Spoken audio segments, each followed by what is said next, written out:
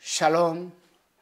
오늘도 하나님의 말씀과 기도로 하루를 시작하는 하나님이 사랑하시는 성도 여러분들의 일상 속에서 하나님의 은혜와 주님의 평강과 성령의 인도하심이 함께 하시는 하루가 되시기를 바랍니다. 오늘은 이사야서 14장 1절로 32절의 말씀을 나누도록 하겠습니다. 13장에서 시작된 바벨론에 대한 예언이 23절까지이고 다음은 아수르와 블레셋에 대한 예언의 경고의 메시지입니다. 본문 1절에서 2절 말씀입니다. 여호와께서 야곱을 긍휼히 여기시며 이스라엘을 다시 택하여 자기 고토에 두시리니 낭을된 자가 야곱 족속에게 가입되어 그들과 연합할 것이며 민족들이 그들을 데리고 그들이 본토에 돌아오리니 이스라엘 족속이 여호와의 땅에서 그들을 얻어 노비를 삼겠고 전에 자기를 사로잡던 자를 사로잡고 자기를 압제하던 자를 주관하리라. 아멘. 이스라엘 민족을 바벨론의 압제에서 해방하여 주실 것을 지금 이사야는 예언하고 있습니다. 1절 말씀에 다시 택하여란 말이 나옵니다. 이 말은 본래는 택한 백성이었지만은 극도로 타락하여 멸망 위기에 봉착되었을 때 다시 하나님께서 그들을 긍휼히 여기시고 그들을 원상 회복시켜 주신다라는 말씀입니다. 낭언이 된 자가 야곱 족속에게 가입되어라는 이 말씀은 두 가지 의미로 이해를 해야 합니다. 먼저는 유대인들이 바벨론에서 돌아올 때에 바벨론 사람들이 함께 돌아올 일이 있음을 염두에 두고 하신 말씀이고, 다음은 신약시대에 와서 이방인들이 구원받을 예언의 말씀이기도 합니다. 이 말씀은 스가랴서 2장 65절에 또 기록되어 있습니다. 그렇습니다. 사랑하는 성도 여러분, 하나님의 말씀은 예언의 능력과 성취의 능력을 동시에 갖고 있기 때문에 하나님의 말씀은 반드시 성취되는 것입니다. 하지만 인간은 너무나도 연약하고 믿음성이 없어서 의심하며 불신하는 것이 문제가 됩니다.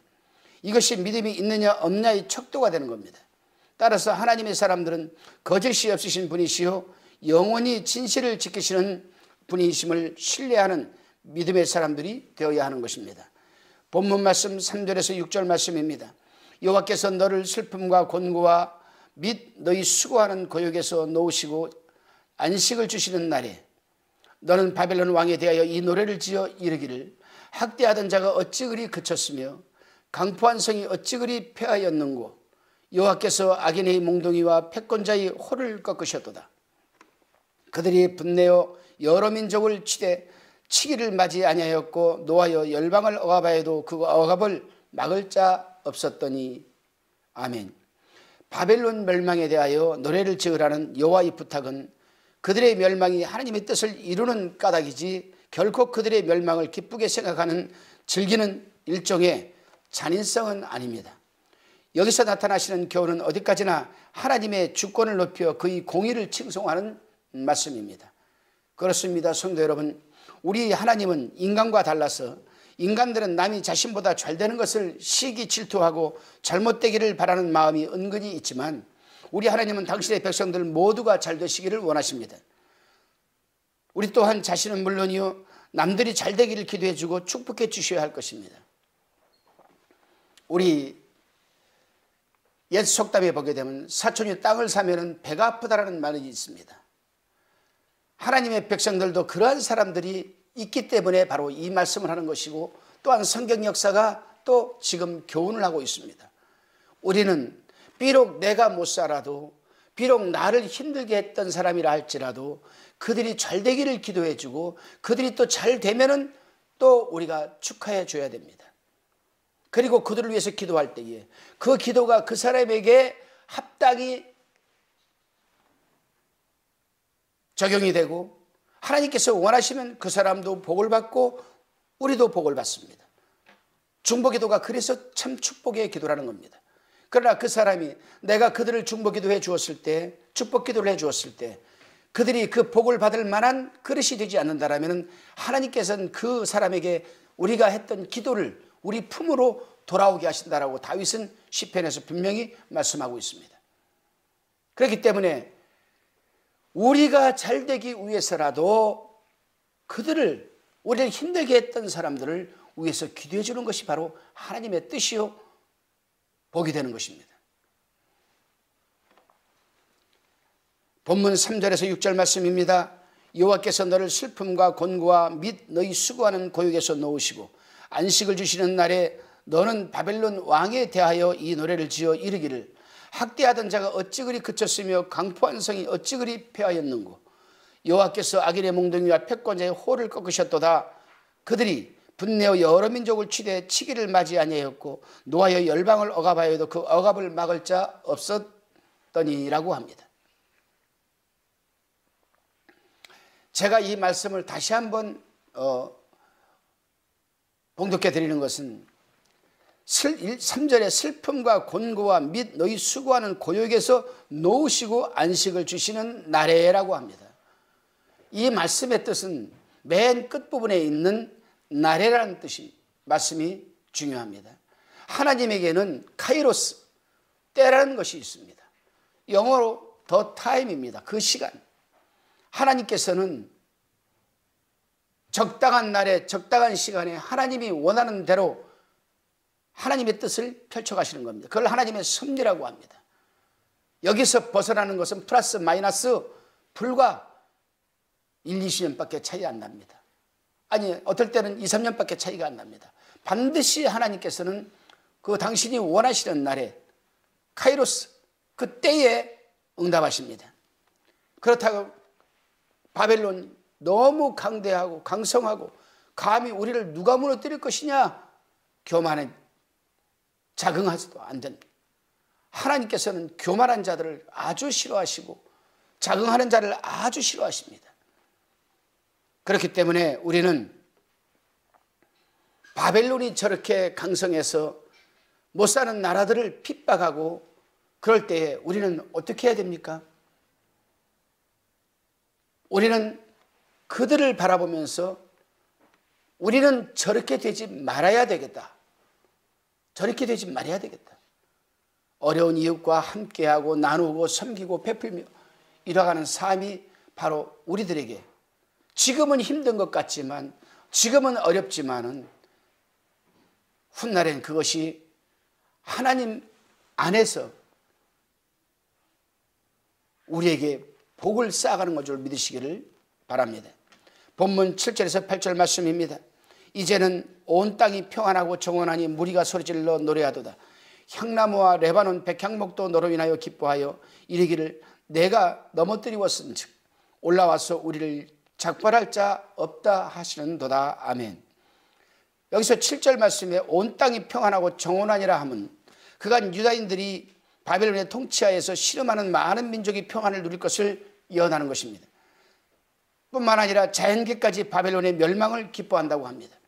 여기서 자연계까지 바벨론의 멸망을 기뻐한다는 것은 수리아와 이스라엘에 침입했던 바벨론을 비롯한 열강들이 반영구적인 건축물을 짓기 위해서 최상의 목재인 향나무와 백향목을 마구 벌목해 늑탈해 갔던 사실을 기억하면서 사람뿐만 아니라 자연계까지 완전히 회복될 것을 예언하고 있는 것입니다.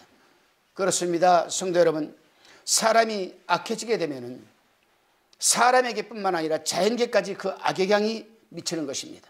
그래서 지금도 악하고 악한 인간들 때문에 하나님께서 창조하신 아름다운 세계가 점점 파괴되어 가고 또한 고갈되어 가고 있습니다. 우리나라도 보게 되면 상습 수해 지역이 있습니다. 바로 문산이 그렇습니다. 경기도에 있는 파주에 있는 그 문산이 상습 수해 지역의 아주 전형적인 모델입니다. 그런데 문산이 왜 그렇게 상습 수해 지역으로 전락하고 말았습니까? 거기에 있던 산을 다 깎아내 버리고 미군 기지를 짓고 미군 사람들이 살 집을 짓고 사람들이 살 집을 짓고 산을 다 깎아내 버렸습니다. 그러니 비가 오고 폭풍이 불면은 그 비를 그 폭우를 분산시켜서 가로막아줄 산이 있어야 되는데 이 산이 없기 때문에 그냥 물이 내려와서 상습 수해 지역이 되고 말았습니다. 왜 그렇게 됐습니까? 인간의 문화적인 이기와 욕심 때문에 상습 수해 지역을 만들고 만 것입니다. 그렇습니다, 여러분. 뿐만이겠습니까? 세계 곳곳에서 지금 여러분 산림이 파괴되고 있고 가스가 너무나 많이 이 지구상에 가스가 너무 많이 분출되어서 오존층이 지금 파괴되어 가고 있습니다.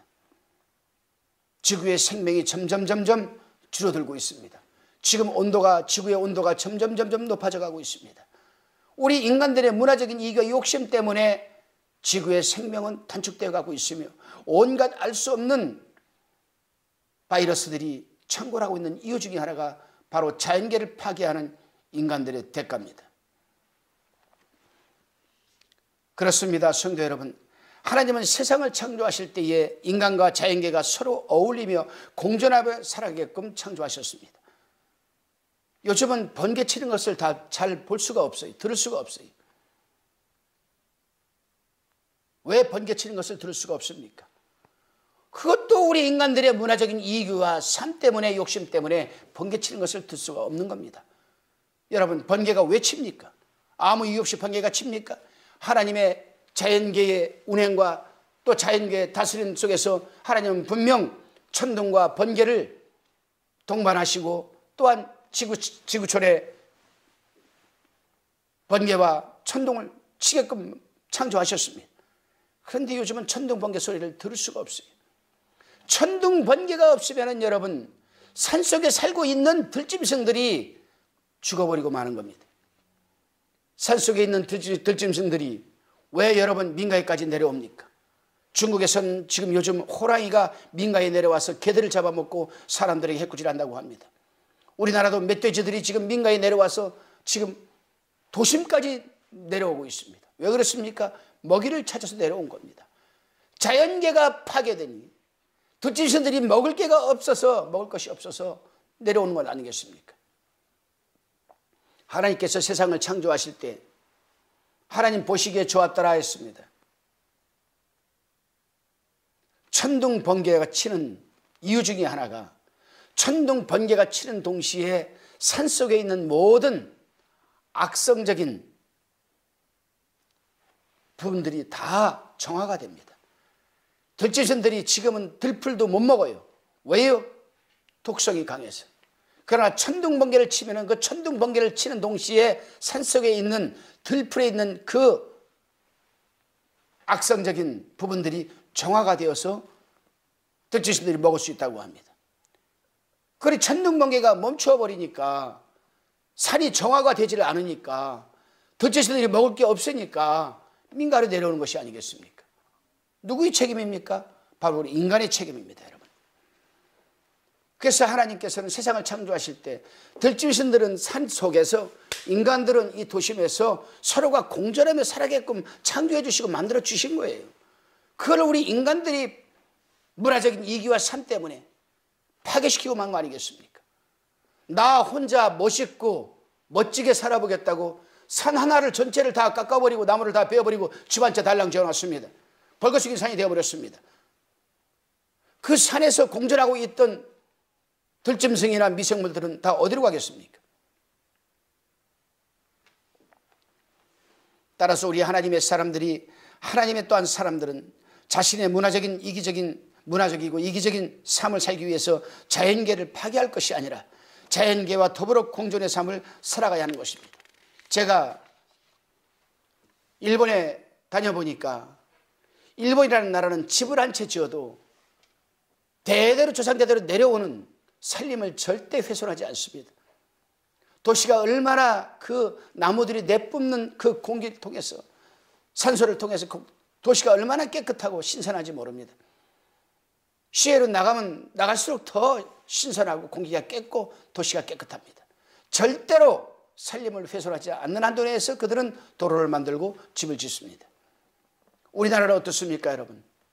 도로 하나 만들고 집을 한 채 지면은 그 근처에 있는 살림은 모두 다 회폐해버리고 맙니다. 그러니 그 대가를 우리가 받을 수밖에 없는 겁니다. 사랑하는 성도 여러분, 나 혼자만 문화적인 삶을 살겠다고 이기심과 욕심을 부려서 우리뿐 아니라 내 후손뿐 아니라 지구를 멸망시키는 데 쓰임받지 마시기를 주님의 이름으로 부탁을 드립니다. 본문 9절로 11절의 말씀입니다. 아래의 음부가 너로 인하여 소동하여 너의 음을 영접하되 그것이 세상에서의 모든 영웅을 너로 인하여 동하게 하며 열방의 모든 왕으로 그 보좌에 일어서게 하므로 그들은 다 내게 말하여 이르기를 너도 우리같이 연약하게 되었느냐? 너도 우리같이 되었느냐 하리로다. 내 영화가 음부에 떨어졌으며 너희 비파 소리까지로다. 구더기가 다 내 아래 깔림이여 지렁이가 너를 덮었도다. 아멘. 바벨론 왕이 멸망받아서 음부 곧 지옥에 떨어지지, 음부가 역시 놀란다는 풍자적인 여러분 교훈으로 이미 음부에 와 있던 소위 세상의 영웅들이 바벨론 왕이 생존 시에는 너무 큰 권세와 영화가 극심하던 자인데 어찌 이곳 음부 지옥에까지 왔느냐고 경탄과 조롱을 하는 모습을 풍자적으로 지금 이사야는 예언하고 있습니다. 그렇습니다, 성도 여러분. 아마도 바벨론 왕은 평소에 자기를 우상하였기 때문에 자기 자신이 음부에 갈 줄은 상상도 못했을 것입니다. 그렇습니다. 여기서 우리는 깊게 생각해 볼 것이 있습니다. 우리는 지금 내 자신이 설마 지옥에 가리라고 생각합니까? 생각 안 합니다. 상상도 하지 않습니다. 아니, 하기도 싫습니다. 하지만 분명한 것은 예수 그리스도를 구주로 믿는다고 해서 다 천국 가는 것은 아닙니다. 예수를 믿는다고 해서 다 천국 갈 것이 아니란 얘기입니다. 그리스도인답게 살아가는 삶의 행실이 참 중요합니다. 믿음도 없는데 예수 그리스도를 믿는다고 해서 천국 갈 수 있을까요? 믿음에 따르는 행함의 열매가 주렁주렁 맺어지는 삶을 살아내야 됩니다. 그렇기 때문에 주님께서 이 말씀을 하셨습니다. 내가 다시 오게 될 때에 믿음 있는 자를 볼 수 있겠느냐? 여기서 말하는 믿음이 무엇일까요, 여러분? 예수를 구주로 영접하고 아멘 나의 구주십니다. 그저 교회나 들랑달랑 거리고 교회에 가서 헌금 드리고 예배 드리고 찬송하고 기도한다고 해서 여러분 그 사람이 믿음의 사람입니까? 아니거든요.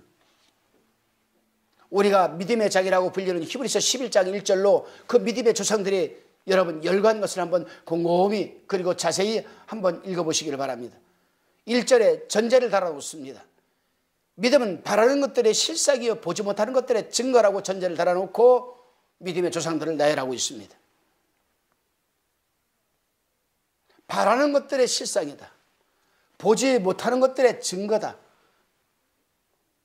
이런 말씀을 가지고 살아가면서 믿음이 없는 사람이 이 말씀을 하게 되면 사기꾼이죠. 그러나 믿음이 있는 사람이 이 말씀을 믿게 되고 하게 되면 역사입니다. 믿음이라는 것이 그렇게 쉬운 게 아닙니다. 복합적인 단어이지만 또한 아주 단순한 단어가 믿음입니다. 어렵게 생각할 거 없어요. 하나님이 하시는 말씀대로 살아가면 됩니다. 하나님이 하라는 것은 하고 하지 말라는 것은 안 하면 됩니다. 저도 목사지만은 아버지 앞에 죄를 지을 때가 있고 허물을 드러낼 때가 있었습니다. 이후로 하나님으로부터 훈련과 연단을 또 책망을 받았지요, 저도. 지금은 그렇지 않습니다. 그러한 모습을 드러낸 이후로 철저히 회개하고 우리의 인생 70이요 강건한 80이라 했습니다. 83을 살아난 이후에 우리는 어떻게 될까요? 그냥 육적인 삶으로 끝나는 것입니까? 아니거든요. 우리에게는 80년보다도 더 헤아릴 수 없는 영원한 영생의 삶이 우리에게 기다리고 있습니다. 그리고 우리에게 그런 삶을 살 기회가 또 주어졌습니다. 그 기회가 바로 이 세속적인 삶을 살아가는 70에 80의 인생입니다. 이 말씀을 들으시는 성도 여러분, 여러분에게 얼마나 삶이 지금 남아있는지는 모르겠습니다. 우리가 살아가는 삶조차도 하나님의 주권에 달려있기 때문에. 그러나 이제부터라도 단 한 하루를 살아도 믿음 있는 삶을 살아내시기를 주님의 이름으로 축원합니다. 본문 12절로 17절의 말씀입니다. 너 아침의 아들 계명성이여 어찌 그리 하늘에서 떨어졌으며 너 열국을 엎은 자여 어찌 그리 땅에 찍혔는고 내가 내 마음에 이르기를 내가 하늘에 올라 하나님의 뭇별 위에 나의 보좌를 높이리라. 내가 북극 지폐의 산 위에 좌정하리라. 가장 높은 구름에 올라 지극히 높은 자와 비기리라 하도다. 그러나 이제 내가 음부 곧 구덩이의 맨 밑에 빠치우리로다. 너를 보는 자가 주목하여 너를 자세히 살펴보며 말하기를 이 사람이 땅을 진동시키며 열국을 경동시키며 세계를 황무케 하며 성읍을 파괴하며 사로잡힌 자를 그 집으로 놓아 보내지 않던 자가 아니뇨 하리로다. 아멘. 여기서는 이사야가 아주 중요한 지금 말을 하고 있습니다. 12절에 보게 되면 계명성이라는 단어입니다. 계명성. 12절에 보니까 너 아침의 아들 계명성이에요. 계명성은 번역을 하면 새벽별이라는 뜻입니다. 성경에서 계명성이라는 단어가 나오는 것은 오직 이사야 여러분 바로 여기 한 군데밖에 나오지 않습니다. 흔히들 이 단어를 사단의 이름을 의미하는 하나의 고유명사라고 이해하고 있습니다. 우리의 중세시대 때 우리의 교부였던 터툴리아는 이 구절을 주석하여 말하기를 이것은 마귀를 의미하는 것이 틀림없다라고 말하였고, 오리겐 역시 주저없이 루시퍼를, 이 계명성을 사단과 동일시했습니다. 그렇습니다, 성도 여러분. 사단은 가장 교만하여서 하나님의 뭇별 위에 자신의 보좌를 높이겠다는 욕망을 가졌습니다. 그리고 자신이 만왕의 왕같이 높아지고 하나님과 동등시 되겠다는 무서운 죄악 때문에 그는 하늘에서 쫓겨난 것입니다. 이러한 내용들이 에스겔서 28장 12절 15절에 또 요한계시록 12장 7절에서 9절 말씀에 잘 기록되어 있습니다. 따라서 우리는 사단이 멸망하게 되고 하늘에서 높은 지위에 있다가 이 땅으로 떨어졌던 그 이유 중에 가장 큰 이유가 교만이었습니다. 그래서 우리는 선줄로 생각하거든 넘어질까 조심하라 했습니다. 겸손함이 충만한 하루가 되시기를 바랍니다. 본문 18절로 23절의 말씀입니다.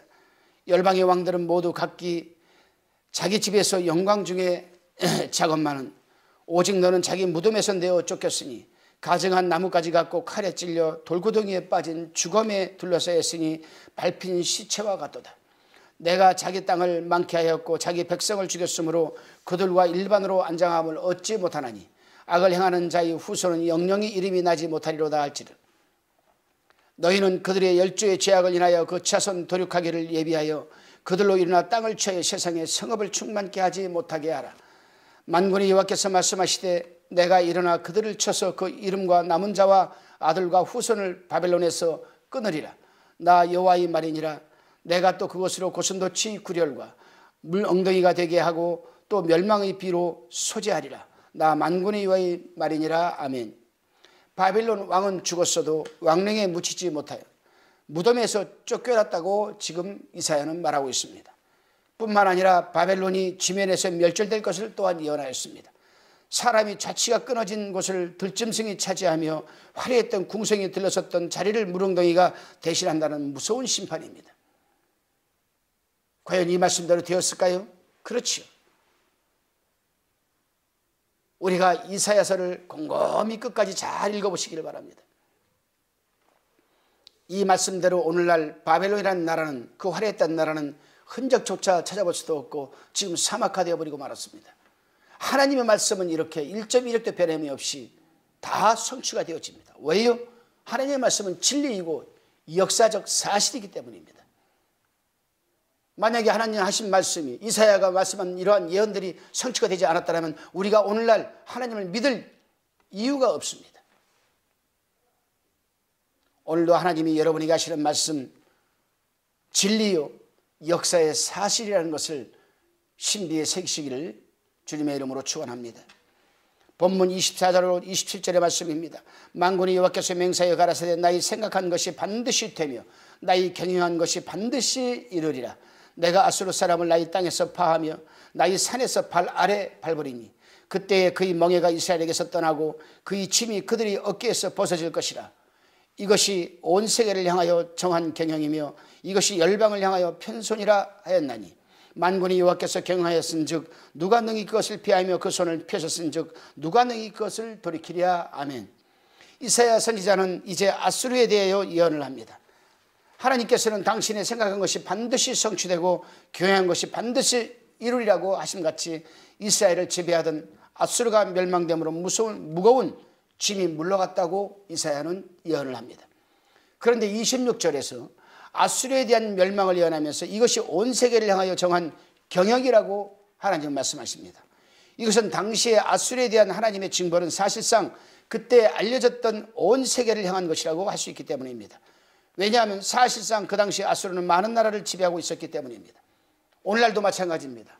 이러한 하나님의 세상을 다스리는 섭리 그 속에는 우리나라도 포함되어 있고 미국도 포함되어 있고 일본도 포함되어 있고 가까운 나라부터 먼 나라까지 다 포함이 되어 있습니다.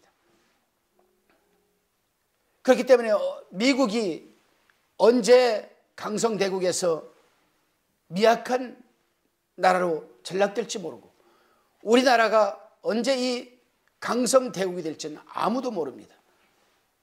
그렇기 때문에 우리나라가 한번 역사적으로 생각을 해봐야 됩니다. 우리나라가 미개한 민족이라는 말을 들으면서 살았습니다. 적어도 외국의 선교사들이 복음을 들고 한국에 와서 복음을 전하기 전까지는 우리 민족은 다 미개한 민족이었습니다. 아침에 자고 일어나면은 햇볕 드는 데 가서 이 잡느라고 정신이 없었습니다. 머리를 안 감아가지고 머리에 이가 드덕드덕합니다. 집신을 신고 다녔습니다. 이를 칫솔질을 하지 못해서 이는 다 썩었습니다. 화장실에 가서 큰일을 보고도 그걸 마무리할 종이가 없어서 지푸라기를 비벼서 그 지푸라기로 뒤처리를 했던 민족이 바로 우리 민족입니다. 그러나 그러한 미개한 우리 민족이 언제부터 여러분 잘 살게 되었습니까? 바로 하나님의 복음이 이 나라에 들어와서 그 복음이 우리 민족을 일깨우고 회개운동이 일어나고 성령의 불이 떨어져서 전국 방방곡곡으로 복음이 번져나가기 시작하면서부터 우리나라가 잘 살게 되었습니다. 한마디로 말하면 하나님 말씀에 순종하고 하나님 말씀대로 살려고 발버둥을 칠 때 하나님께서 이 나라를 잘 살게 해주는 것입니다. 우리나라가 얼마나 잘 먹고 잘 사는지 해외에 나가보면 피부로 깨닫게 될 것입니다. 그렇습니다, 여러분. 지금 저 나라가 잘못했다고 해서 우리가 잘됐다라고 할 처지가 못 됩니다. 또 지금 우리가 못 산다고 해서 어렵다고 해서 사회가 어지럽고 혼란스럽고 나갈 바를 모른다고 해서 절망할 것도 없습니다. 문제는 하나님의 말씀을 우리가 얼마나 진실성 있게 받아들이고 그 말씀에 순종하는 열매의 삶을 살아내느냐 못하느냐에 따라서 우리는 다시금 제사한 국가로 거듭날 것이며 경제가 회복되고 정치가 회복되고 또다시 한번 전 세계에서 인구 분포도로 봤을 때 가장 많은 선교사를 파송시키는 선교국가가 될 줄로 믿습니다. 본문 28절로 32절의 말씀입니다. 아하스 왕이 죽던 해에 많은 경고라. 블레셋 온 땅이여 너를 치던 막대기가 부러졌다고 기뻐하지 말라. 뱀의 뿌리에서는 독사가 나겠고 그 열매는 나는 불뱀이 되리라. 가난한 자의 장자가 먹겠고 빈핍한 자는 평안히 누우려니와 내가 너희 뿌리를 기근으로 죽일 것이요 너희 남은 자는 살육을 당하리라. 성문이여 슬피 울지어다 성읍이여 부르짖을지어다.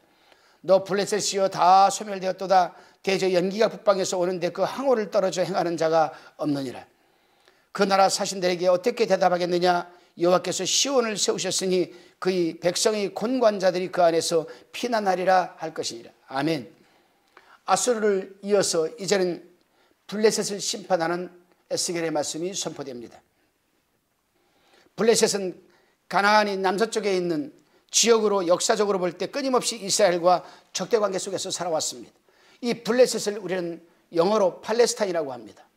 영어음으로. 이사야는 블레셋의 이러한 팔레스타인에게 예언을 합니다. 아수르의 압제의 공포에서 벗어났다고 해서 안심하거나 기뻐하지 말라는 것입니다. 이제 곧 더욱 큰 침략군이 블레셋을 침략할 것을 예고하고 있습니다. 그렇습니다, 성도 여러분. 하나님의 자손들은 그 어떤 상황에서도 하나님의 진노와 심판을 이야기하는 삶을 살아서도 안 되겠지만 한편으로는 그 어떤 상황과 위협 가운데서도 하나님의 의뢰하고 하나님만이 우리가 피할 처소의 힘을 잊어서는 안 될 것입니다. 이 말씀 이사야가 예언한 말씀대로 신약시대에 들어와서도 마찬가지입니다, 여러분. 이스라엘 백성들이 하나님의 말씀에 불순종하고 예수 그리스도를 십자가에 못 박고 말았습니다. 하나님이 가만히 있으시겠습니까?